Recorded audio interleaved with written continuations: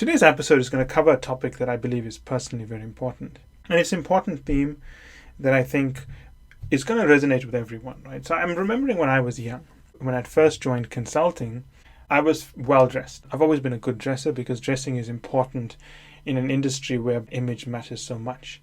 Even if I suppose my dressing had not been great, I'm sure it wouldn't have impacted my career, but my dressing steadily improved and it became an important focal point of my personality and the image I had within the firm. But here's the thing that happens over time. When you are young, you can get away with anything if you are not taking care of your image and your body.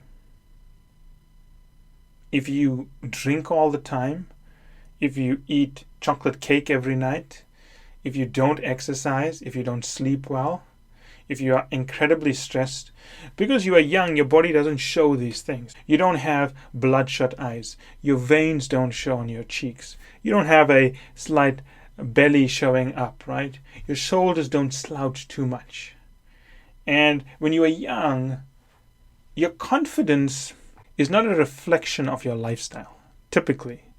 Because if your lifestyle is not healthy, it doesn't show through in your physical appearance and demeanor. And therefore, when you stand in front of clients, the fact that you were drinking till 1 o'clock in the morning the previous night doesn't show through.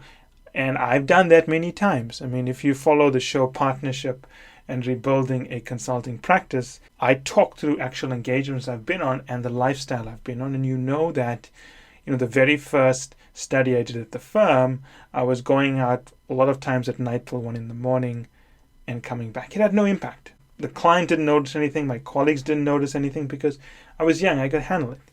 Now what happens is that as you become older, you can't hide these things. Eventually, your lifestyle catches up with you. So if you've been eating chocolate cake every day or eating a pie every day, you eventually start looking like a pie. And no matter what Brooks Brothers or whatever brand you wear, Prada, or the many good brands, whatever brand you wear, no matter how good the photos look on those chiseled models, just because you spend $3,000 on a suit doesn't mean you're able to hide the problems that you've accumulated due to lifestyle issues.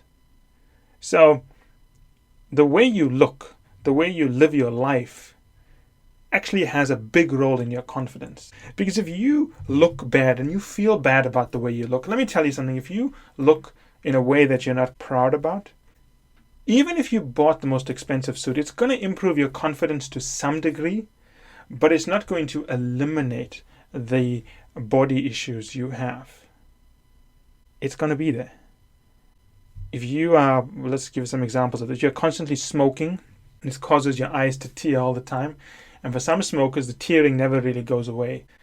You always have that look as if you're tearing. If you've been smoking for 15 years, it looks like you're constantly blinking in a bright light when you're presenting, right? It doesn't look good. If you are someone who just feels that they have a very large stomach, I think we're a lot of us in those situations. When you are young, you could probably pull in your belly, but as you get older, the muscles have not reached a point where they can pull in that truck that you've got parked in your stomach. Now, the point I want to make about this is that the way you live your life is going to eventually determine the way your body presents itself in your image, which determines your confidence, which determines the signal you send to the audience, which determines your ability to lead. And I'll repeat it because it's important. The way you live your life determines the way your body is going to look and the image you're going to have, your physical image. That is going to impact your confidence, which impacts the signals you send, and ultimately impacts your ability to lead. It's that simple. It's called signaling in economics. I've covered this in a podcast previously for Case Interviews, one of the most popular podcasts we have on the iTunes channels. I discuss this in a lot of detail with many videos in the Corporate Strategy and Transformation Study. But the point is that if you don't feel good about yourself, you're going to send off all kinds of weird signals. Now, some of these signals may not seem bad to you, they may not seem unusual to you, but every time you're sending them off, they are being interpreted. Now, the reality is that because this is an evolutionary process. It's like the way the ocean erodes the beach. You don't notice the change immediately. You don't notice a deterioration in your body language. You don't notice a deterioration in your posture. I mean, I, for example, am constantly struggling with my posture. It's an ongoing battle. It's like good versus evil in the Bible. And I'm hoping that good triumphs. So I feel the problems you may have. You may not have a posture problem. You may have a weight problem. You may have your problem with your hair falling off, which if you listen to my episodes in the other shows, you know that's a problem I had previously. Thankfully, it mostly all grew back. But my point is that you're going to have some problem. The fact that you have a problem doesn't mean the battle is lost. The fact that you've identified the problem is actually the starting point of the counterinsurgency campaign. So I would say, think about yourself. What are the things you're not happy about? It doesn't matter if other people say you shouldn't feel bad about it. If you feel bad about it, it's a materially important, significant point you need to pick up on. And you need to work on it. Now, depending on what the issue is, we can come up with any type of solution and action plan. So I'm not going to go into it because it's very issue specific. But I do want to give you a kind of a mini case study, which I discuss in a lot more detail in the videos that are available to Firms Consulting Insiders. So Firms Consulting has several partners, and we do have a female partner. And I want to talk a little bit about that female partner because I think that the way she lives her life is she plays the long game. And when I say the long game, she doesn't do things. Let's assume you have 2 weeks in front of you. Most people would pack their diary for those 2 weeks with things that would pay off in a month. Let me repeat that. If most people were planning the next 2 weeks, they would pack that diary with initiatives and activities that would have an immediate payoff. So, for example, if you've got a big report due in a month, you'd pack those 2 weeks with everything to deliver that report, even at the expense of doing things that are going to be good for you in the long term. So, most of you know the managing partner of Firms Consulting is Chris Safarova, or Chris Safarova, if I want to get the pronunciation correct. And I think this lady is a very good role model for professionals. And I'll give you some examples of these things. So Firms Consulting, we obviously have lunches because, we meet clients and we attend events and we traveling quite a lot. So I've had some lunches with this partner, dinners as well, because we obviously socialize quite a bit. And one thing I've noticed is that no alcohol is consumed. So no alcohol is consumed. I, on the other hand, do partake, and I know most other people partake. No alcohol is consumed. And the reason being, when I've asked, is because apparently Chris has read a report or a quote from the founder of Google, I think it is, where he said that, look, alcohol kills brain cells, and I need all my brain cells to compete. So I'm not judging, and she's not judging that anyone else is having alcohol. She just politely mentions this. So no alcohol. Second, if the food is not healthy, or if the food is not prepared correctly, she doesn't order from the restaurant. She'd rather eat a banana or an avocado or something like that. That's the long game. Taking care of yourself to do better in the long term. Now, I know that she's mentioned she exercises a lot. Now, let me tell you something. I have personally tried to exercise. I mean, I always say I'm going to do more exercise. It's like always on my to-do list, but it never happens. And when you're young, you can tell people, oh, I exercise, and they can't see the difference. But as you get older, when all the partners get together, it's obvious who's exercising and who's not exercising. And it's obvious who not only feels good about themselves when they present, but who gets the attention of the audience, because let's be honest, we all want to look at better looking people, right? So again, exercising is something that doesn't give you a payoff in the short term, but as you get older, it has an enormous payoff. An enormous payoff because you have the right posture, your shoulders are back, your skin feels good, you're able to have the stamina that is required, you can work the long hours that is required. So I'm not saying don't have alcohol, I'm giving you examples of how to play the long game here, right? No alcohol, drinking a lot of water, eating the right food, exercising often, constant development. When Chris first joined Firms Consulting, obviously all partners have to start at a certain point and work their way up. You don't just start in and you are given big things to run. You've got to earn your way in the organization. And she started off doing things in a small way and constantly developed herself worked with clients, worked on key initiatives, launched key initiatives. But one of the pieces of advice she always gives other partners is constantly read and develop yourself. Which, when you've been a partner at a major firm, we kind of scoff at these things where we say, well, I know everything I can about strategy. I don't have to learn anything more. I was a strategy partner. And the reality is that while I read a lot, I do have that mentality at times. I'm not proud of it. I think we all have that mentality where we think, well, I know everything about strategy. What more am I going to learn about strategy? And then I remember sitting in a meeting once whereby Chris was explaining what firms' consulting strategy should be. And I must be honest, it was a different way to think about the strategy of the organization. And then she was explaining how a client should think about their strategy. Again, you have to constantly develop yourself. Because while the payoff may not be in the next month, the payoff will be years from now. But if you don't start the development now, the payoff won't come in the future. And that's the way you have to do things. It's about playing the long game. Everyone hears this term, but they don't know what it means. The long game means the following. In the long game, you are willing to forego some benefit in the short term. And you're willing to take some pain in the short term, even if the payoff is not guaranteed in the long term, and even if the payoff will only occur in the long term. Many of us don't think beyond 6 months. Let's be honest. We don't think beyond 6 months, maybe a year if we are lucky. How many of us, let's do this, right? You can put your hand up. If you're in a subway, be careful. Don't touch anyone. Put your hand up if you play the long game where you are saying that I'm going to do certain things now. That means I'm probably not going to have the best life I could have now, but I see the payoff in 5, 10, 15 years in the future. My feeling is that 95% of us wouldn't put up our hands. I do play the long game. I don't play the long game as much as maybe some of the other partners like Chris, but I do play a very long game. In fact, those partners may argue that I even play a longer game than them, but it all depends on perspective. So my point is this.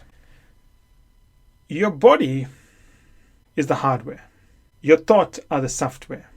Imagine you have the world's most sophisticated operating system. I think that may be the Apple operating system at this point, but it could be anything depending on when you're listening to this podcast, since software changes so rapidly. Imagine you have the world's most sophisticated operating system, but you loaded the software onto a 1995 compact PC with using a floppy disk. Now, most of you listening to this may not know what a floppy disk is. I would Google it. Google 1995 compact PC. I had one of those. They're not the best thing in the world. But the point I'm trying to make is if you have the world's most sophisticated operating system running on hardware that cannot handle the operating system, you don't achieve anything. The work cannot get done. The operating system overwhelms the hardware. Things overheat, things slow down, things may not load, things may hang. You've got to imagine your education as being the operating system and your body and the investments you make in yourself as the hardware. It doesn't matter if you have the most brilliant mind in the world if your body starts shutting down by 4 o'clock because you're so tired. It doesn't matter if you are able to come up with brilliant insights for only 1 hour of the day because of the rest of the time you don't eat well, you don't hydrate well, you don't rest well, you don't sleep well, you don't dress well, you don't feel good. And the reason why I bring this up in this study is because we are presenting as partners. Decisions we've made 10, 15 years ago are showing up today. There's a long lag before it shows through. If you want to change your life, you can do it. I always tell people in their 30s and 40s, let me tell you something. The way Western society teaches us is that we work really hard when we're young, from about 20 to 28. We get an education. Then we work relatively hard to get to a relatively senior level in business, and then we brace for retirement. When you are 40, you do not brace for retirement. Medical technology is evolving at a rapid rate. We're all going to live a very long time. If you get married, you're going to be with the same person for a long time. Make it nice for both of you and don't get old quickly. My point is, no matter what age you are, you're going to have 10 years ahead of you, 15, 30, 40, maybe 50 years ahead of you. I know people don't think in that way, but it will happen. It always happens. So even if you haven't made the right decisions, you can do it now.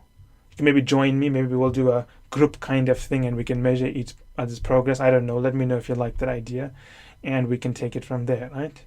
But always think of your mind and your body as an operating system and hardware. You need a top-of-the-line operating system to run on a top-of-the-line hardware. Even if you have the best hardware system in the world, I use a MacBook Pro, for example, and I'm running a really horrible operating system, I can't get things done. It's like having the most well taken care of body, but you haven't invested in your thoughts. It's a balance. It's always a balance. You've got to invest in both. And that's why I mentioned this partner who I think gets the balance right. Better than most people that I've seen. And I always tell people that, it's a good thing Chris works for Firms Consulting because we certainly wouldn't want her with competitors.